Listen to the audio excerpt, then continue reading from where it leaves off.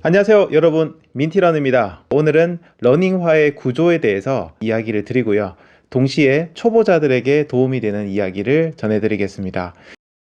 어퍼는 신발의 상단 전체를 이야기하고요, 러닝화 어퍼의 소재는 인조 가죽, 메쉬, 니트가 쓰이는데요. 인조 가죽은 튼튼하지만요, 당연히 통기가 잘 안되고 약간 무게가 무겁습니다.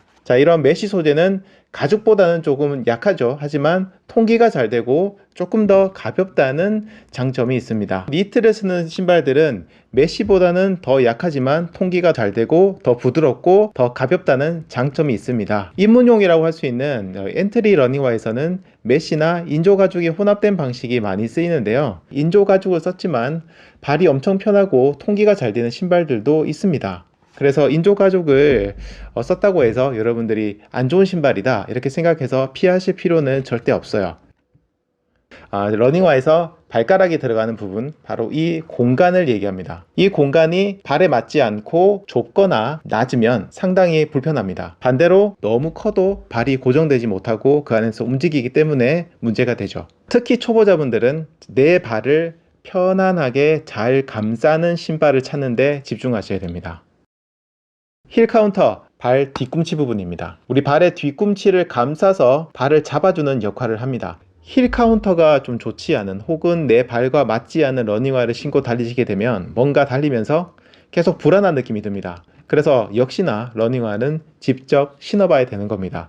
그리고 단순히 신어보고 끝이 아니라 러닝화를 신고 매장을 가볍게라도 달려보시는 게 좋습니다.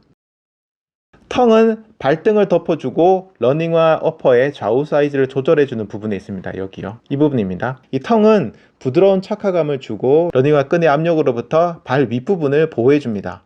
또 러닝화를 벗고 신는 것을 더 쉽게 만들어주죠. 러닝화 끈입니다. 이 러닝화에서 레이스는 별것 아닌 것처럼 느껴지지만 사실은 아주 중요합니다. 두께와 강도, 당겼을 때의 늘어남에 따라서 이 신발의 착화감이 굉장히 크게 영향을 받습니다.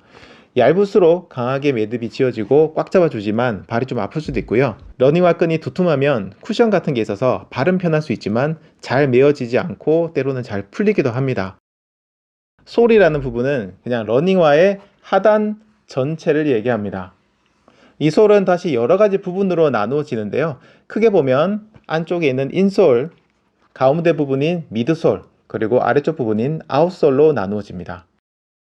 미드솔입니다. 정말 많이 들어보셨죠? 가장 많은 분들이 관심을 가지는 부분이 바로 미드솔입니다. 신발 메이커들이 정말 많은 투자를 하는 부분이기도 하고요, 서로 자존심 경쟁이 상당하죠. 미드솔에 대해서 보실 때는 쿠션, 반발력, 지지 능력의 세 가지 포인트를 봐야 됩니다. 먼저 쿠션에 대해서 이야기를 해볼게요. 쿠션 성능은 일반적으로 푹신한 게 좋다는 생각을 많이 가집니다. 물론 틀린 말은 아닙니다. 하지만 너무 푹신하기만 하면 좋지가 않아요.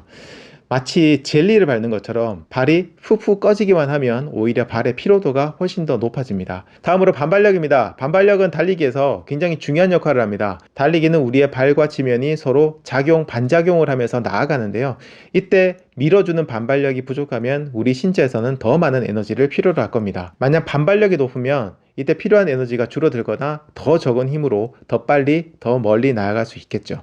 하지만 반발력이 너무 강하면 특히 초보자의 경우에는 발목이나 다리가 그걸 견디지 못해서 밸런스가 무너지기도 합니다. 초보자분들이라면 반발력보다는 쿠션과 지지력, 안정성에 좀 더 집중하시는 게 좋습니다. 마지막으로 지지력은 말 그대로 발을 잡아주는 그런 역할입니다.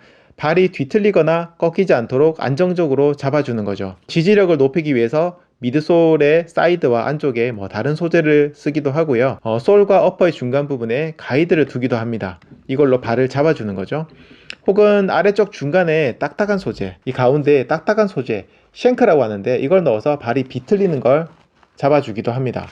자, 그리고 참, 러닝화 구매하실 때 이쪽 부분을 손가락으로 눌러서 쿠션 확인하거나 이렇게 꾹꾹 눌러서 미드솔의 어떤 쿠셔닝을 확인하시기도 하는데요, 이거는 1차적인 느낌은 보실 수 있지만 실제 발을 신고 발로 누르는 그 느낌하고는 상당히 다릅니다. 그렇기 때문에 꼭 신발을 직접 신어 보시고 느낌을 확인하셔야 돼요.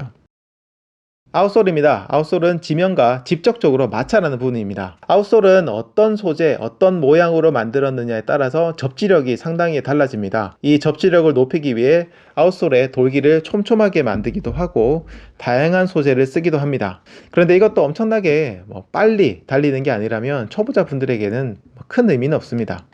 힐드롭은 미드솔의 뒤쪽과 앞쪽의 높이 차이를 힐드롭이라고 부릅니다. 이건 사실 옆에서 보고 판단하시면 안 됩니다. 그래서 절대로 외부에 보이는 이 눈으로 보이는 미드솔의 두께로 힐드롭을 판단하시면 안 됩니다. 힐 스트라이크로 달리시는 분들은 힐드롭이 낮은 러닝화를 신으면 이 뒤쪽이 얇기 때문에 충격을 제대로 흡수하지 못하고 부상을 당하실 수 있습니다. 힐 스트라이크 주법으로 달리신다면 힐드롭은 10mm 정도, 이 정도에 가까운 게 좋고요.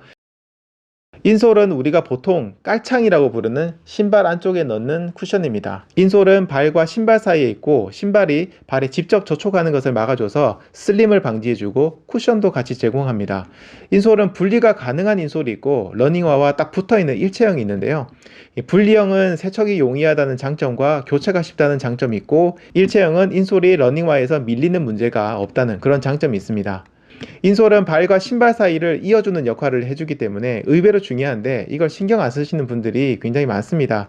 특히 평발이거나 발에 이상이 있는 분들을 위한 특수한 인솔도 있으니까 다양한 인솔들을 검색해서 알아보시고요. 오늘 영상이 러닝화에 대해서 이해하시는데 조금이나마 도움이 되셨다면 좋겠습니다. 긴 시간 들어주셔서 감사합니다. 지금까지 민티런이었습니다. 감사합니다.